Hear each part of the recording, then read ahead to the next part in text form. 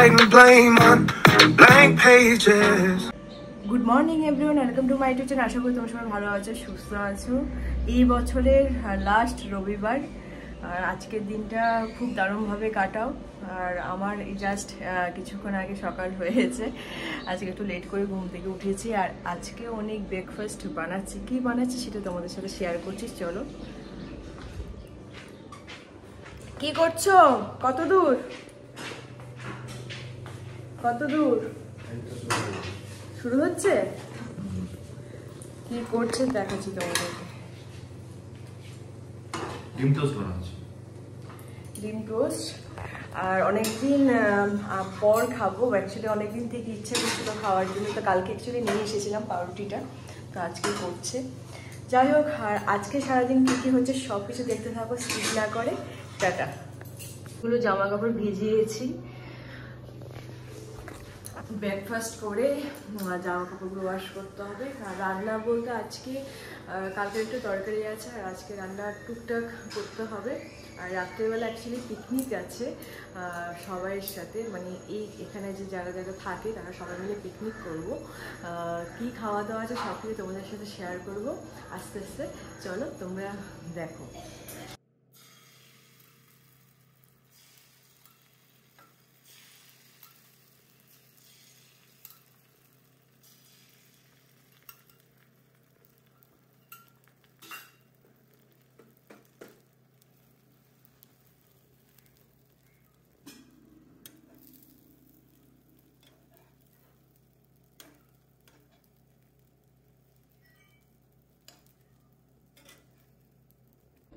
So আজকে ব্রেকফাস্টে ডিম টোস্ট। চলো খেয়ে দেখি কেমন বানিয়েছে অনেক। সো অনেক তো ডিম টোস্ট বানিয়েছে, দেখি কেমন হয়েছে। দারুণ হয়ে গেছে, একটু ঠান্ডা হয়ে গেছে। অ্যাকচুয়ালি আমি ফোনে কথা বলছিলাম, তো যার কারণে একটু ঠান্ডা হয়ে গেল। ভালোই বানিয়েছে।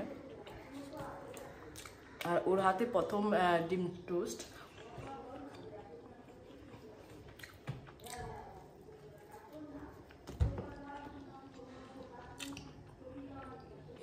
অনেকের হাতে প্রথম ডিম টোস্ট খেয়ে মনটা ভালো হয়ে গেল। যাই হোক, এখন একটুখানি আছে, খেয়ে নিই, তারপর স্নান করে পুজো দিতে হবে, তারপর রান্না করব। আজকে একদম সাধারণ রান্না করব। যাই হোক, খেয়ে নিই চটপট। এখন এসেছি ছাদে জামা কাপড় তুলতে, বুঝতেই পারছো। আর আজকে বেশি জামা কাপড় ধোয়া হয়েছে, ভালোই হয়েছে, সেজন্য নিচে মেলতে পারিনি, তাই উপরে এসেছিলাম, মেলে গেলাম, এখন শুকিয়ে গেছে। আর আজকে তোমাদের সাথে একটা কথা শেয়ার করব, সেটা হলো তোমাদেরকে বলেছিলাম যে আজকে আমি এই ফ্ল্যাটে পিকনিকে থাকবো, বাট এখানে থাকা হচ্ছে না, বাট অন্য একটা জায়গায় যাচ্ছি, সেটা হলো পার্ক স্ট্রিটে। আমার একজন দাদা সে অনেক দিন ধরে বলছিল দেখা করার কথা, বাট আমি দেখা করতে পারিনি, সেই সুযোগটা হয়ে উঠেনি। তো আজকে বললো চলে আয়, একটা পিকনিক হবে, সবাই আসবে। তো আমি বলছি ঠিক আছে, এই সুযোগটা মিস করা যায় না। তো এখন যাবো, 4টে নাগাদ বেরোবো, আমি আর অনেকে যাব।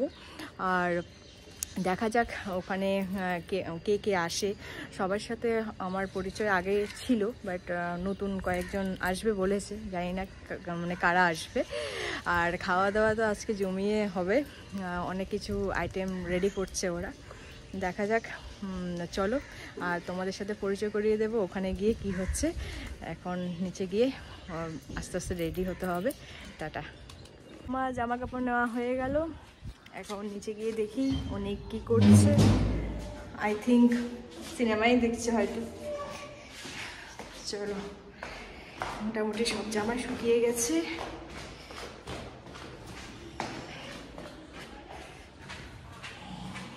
সো আমরা রেডি হয়ে গেলাম। আজকে আমি নতুন ড্রেস পরেছি, অনেক জুতোটা পুরনো আছে, জুতোটা নতুন। হ্যাঁ, যাই হোক, আমরা এখন বেরোচ্ছি, এখন টলিগঞ্জে যাবো, টলিগঞ্জ থেকে মেট্রো করে পার্ক স্ট্রিট। চলো তোমরা দেখতে থাকো, সব কিছু তোমাদের সাথে শেয়ার করবো। টাটা। এখন টলিগঞ্জ মেট্রো স্টেশনে আছি, টিকিটটা কাটছে, অনেক লাইনে দাঁড়িয়ে আছে। আজ অনেক বড় লম্বা লাইন আছে, ছুটির দিন। যাই হোক, আর একদম টাইম মতনই চলে এসেছি। অটোটা বেশ ভালোই টেনেছে। মেট্রোতে উঠে তারপর কথা হচ্ছে।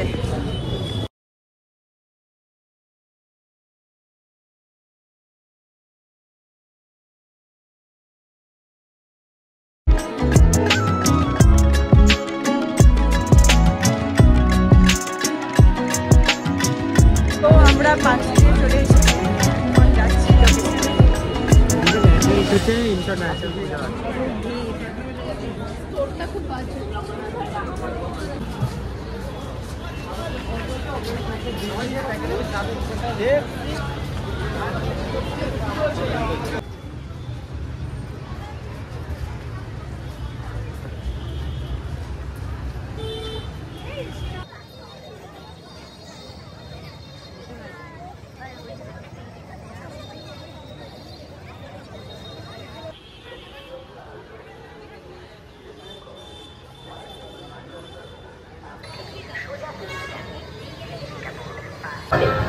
পথচারীদের উদ্দেশ্যে অনুরোধ, ব্যারিকেডের বাইরে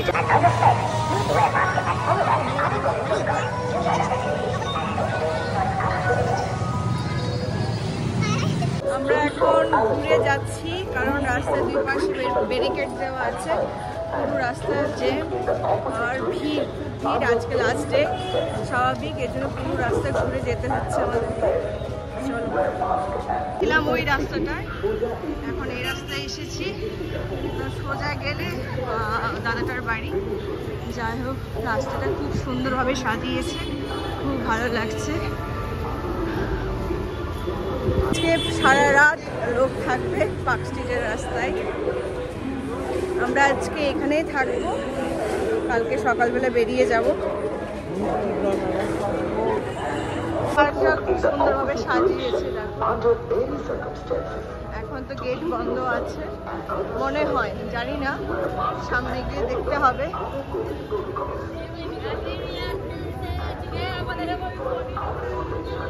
ভেতরে কিন্তু কোনো লোক নেই, ভেতরে বন্ধ, শুনতে পেলে তোমরা, ভেতরে কোনো লোক নেই, গেট বন্ধ।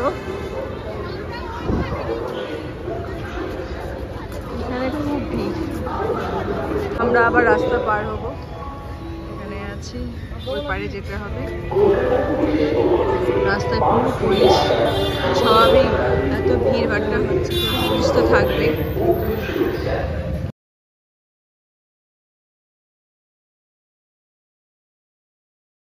আমরা চলে এসেছি লোকেশনে, আর আমি আগে একবার এসেছিলাম, আর এখানে অনেকের আজকে ফার্স্ট টাইম।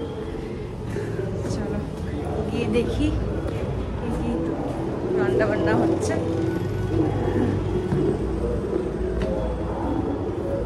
সুন্দর করে সাজিয়েছে।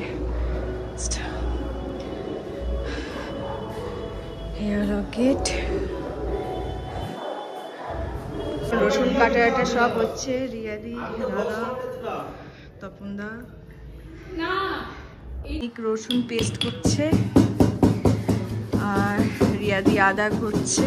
রান্না অলরেডি বসিয়ে দিয়েছে।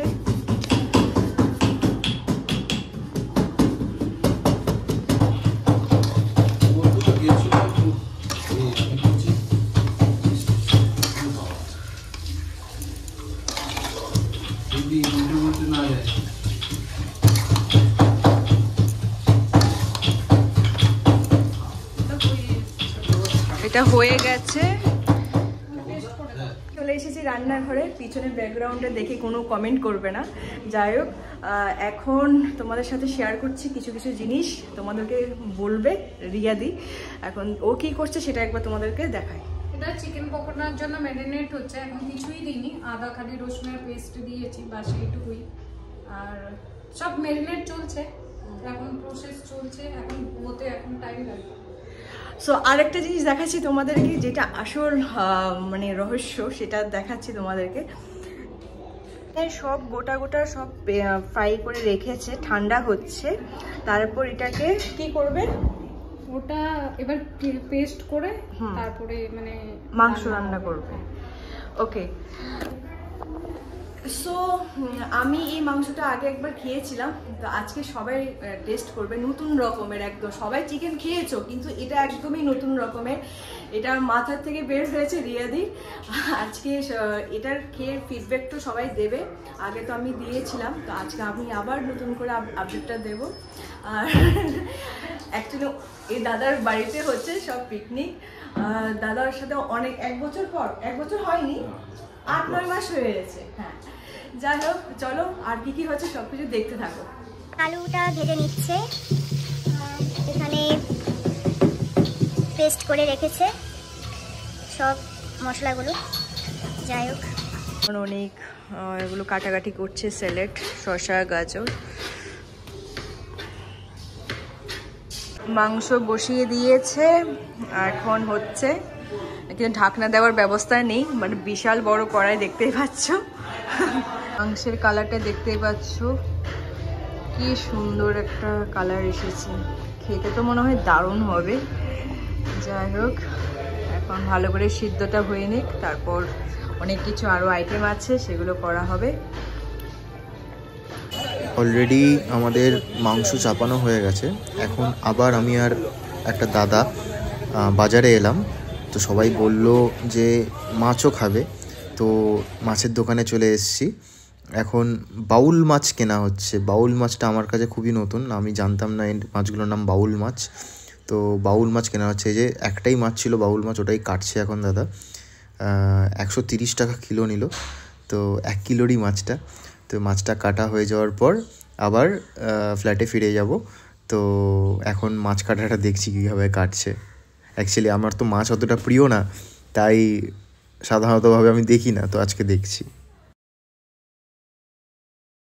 তোমাদের সাথে একটা জিনিস শেয়ার করছি, জাস্ট দেখো।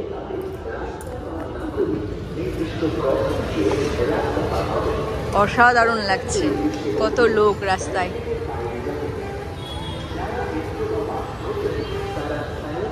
কেমন লাগছে অবশ্যই জানাবে। চারিদিকে মাইকের শব্দ শোনা যাচ্ছে, আর আস্তে আস্তে তোমাদের সাথে আরও অনেক কিছু শেয়ার করবো। এই ভিড়টা রাত 1-2 অবধি থাকবে মিনিমাম, কেউ আবার সারা রাত ধরে থাকে। 31-এ রাস্তায় লোক তো থাকবে স্বাভাবিক। আমার এই ফার্স্ট টাইম 31-এ এই পিকনিকে। আমি আগেও 2-3 বার এসেছিলাম, বাট এমন পরিবেশটা আমি পাইনি। জাস্ট অসাধারণ লাগছে।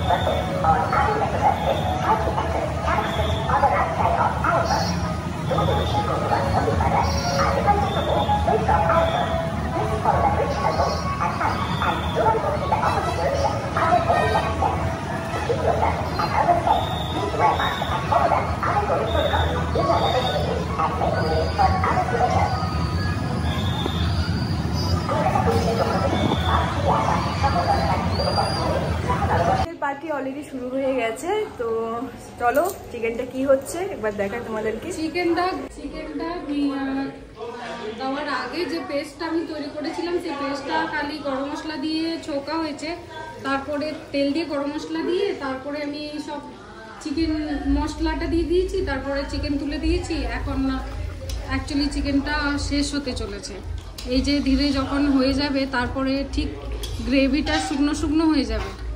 শুকনো হওয়ার পর জল দিতে লাগে না, আর তারপরে এটা ঠিক তেল ছাড়তে শুরু হয়, এটা ঠিক ড্রাই ড্রাই হবে। তারপরে এটা খেতে খুবই টেস্টি, মাখনের মতো টেস্ট লাগতে শুরু হয়। একবার করে দেখুন, আপনাদের খুব ভালো লাগবে। আর এখানে কি হচ্ছে? এটা হচ্ছে তোমার চিকেন পকোড়া।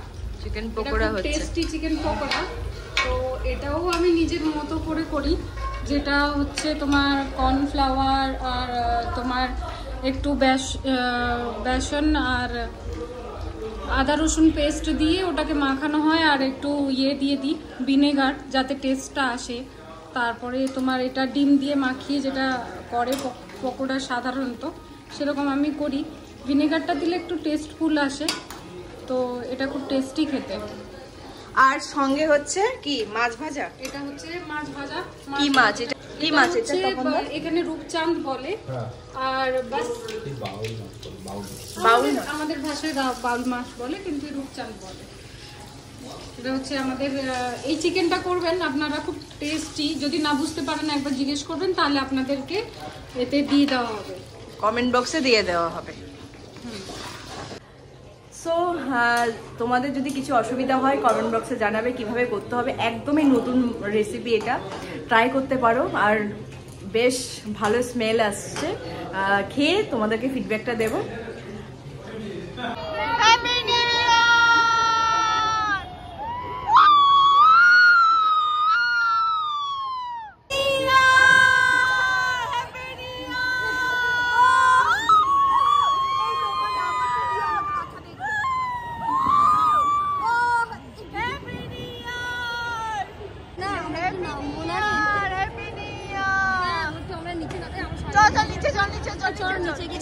এখন বাজে 12:10। দেখো কত ভিড় রাস্তায়। তোমাদেরকে বলেছিলাম আজকে সারা রাত ভিড় হবে, সবাই বেরিয়েছি। দেখো সবাই হাই করো, সবাই হাই করো, সবাই হাই করো, হাই করো।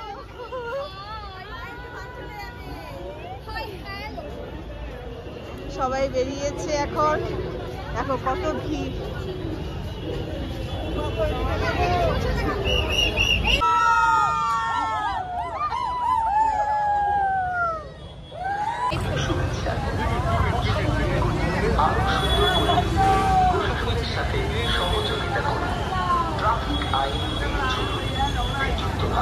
রাস্তা পার না করে নির্দিষ্ট ক্রসিং রাস্তা পার হবে। পথচারীদের উদ্দেশ্যে